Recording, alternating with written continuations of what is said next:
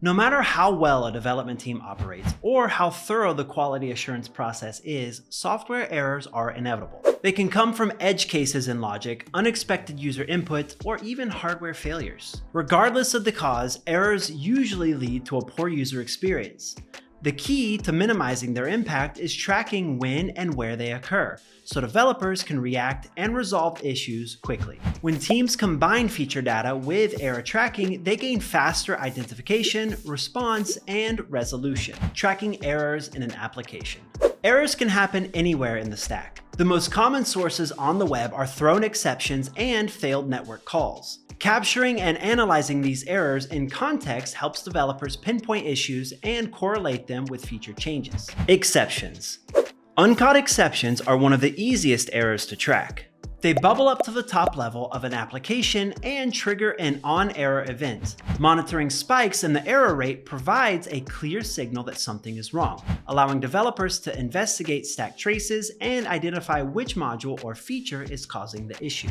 Request errors. When a client makes a request to a server, it might return a variety of status codes, indicating different types of failures. Because requests generate high volumes of traffic, tracking every failed request can be noisy. A better approach is to aggregate errors by request path or status code over time. This makes it easier to detect when a new feature is triggering faulty API calls and provides context for debugging by capturing request details like service name, request type, or error code. Key error metrics. Understanding how errors impact users comes down to two key measurements. The error rate tells you how many users are affected, giving you an idea of how widespread the issue is. Meanwhile, tracking the total number of errors shows you how frequently the problem occurs.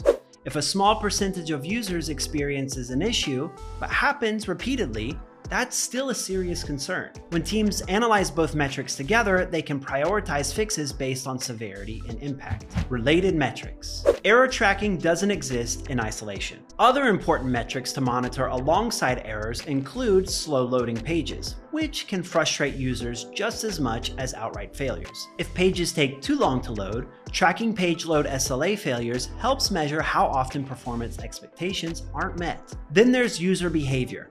Rage clicks, where users rapidly click an element out of frustration, are a strong signal that something isn't working as expected. When you combine all these pieces, you get a more complete picture of how errors impact user experience. By combining error tracking with feature flag data and performance metrics, teams can proactively detect and resolve issues before they significantly impact users. If this gave you a better understanding of tracking and responding to software errors, hit the like button and subscribe for more insights on improving system reliability. See you next time.